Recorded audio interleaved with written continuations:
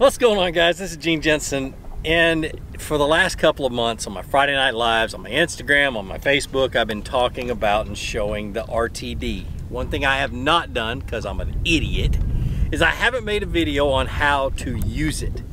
So that's what this is, how to use the RTD.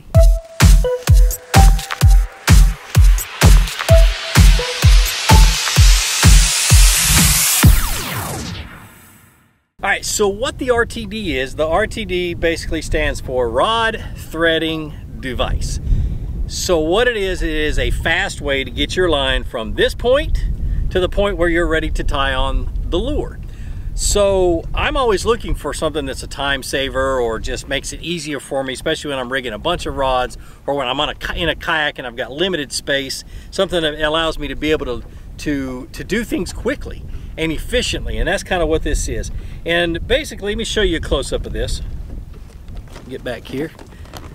Okay, so this is what it looks like. And a couple of things to understand. The little stick down the middle is called the bobbin, and it comes out. I'm not going to take it out right now. It can come out, and it will as you use it, and you'll learn how to put it back in.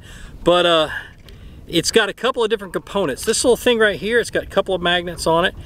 And you'll notice that your kit, or when you buy the RTD, it comes with two of these. It has one that has a small opening like this one, and another one that has a larger opening, which I don't have with me. It's sitting on my desk right now. But that larger opening is for spinning rods, so it can get through that first couple of large guides on a spinning rod. Okay, and then at the end of the bobbin, what you've got is you've got a little hole with a little what do they call them? It's basically a drop shot swivel. I can't remember what they call it. Anyway, you stick your line through it and it clamps down on your line. Let me show you how that works. Okay, get the line up here. So I got the fishing line, and then this is the first thing you do. Is you take and you put it through that little hole, and then you just double it over and pull it tight and pull it snug. And you see how it just kind of sits there and it pinches on. Okay, and that's how you load it up. Now, very simple. I'm gonna reach down, okay, and grab my rod. Let me back up a little bit so Jordan can get a full frame of what I'm doing. So the bobbin is the only thing that goes through, well, and the line, but the only thing that goes through the guides. Now, to understand this does not work on micro guides yet.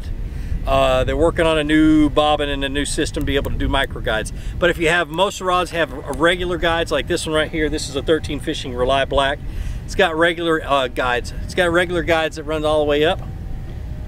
And this is how you do. You start right here at the first guide, and I'm gonna do it in slow motion real quick. I'm gonna do the first two in kind of slow, and I want you to look and see what happens when you go up the guide. It goes, and you just put line through that guide. See that right here?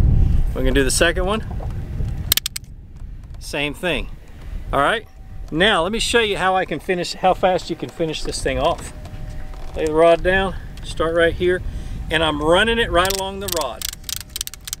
Now, here's the tricky part.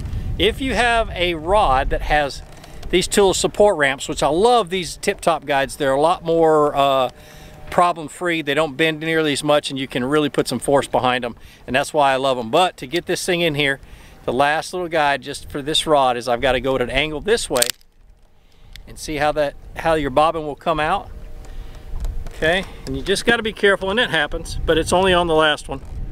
And the way you put it back in is you take your little swivel and start pushing it through these holes, holding it down. And it's a little hard. There we go.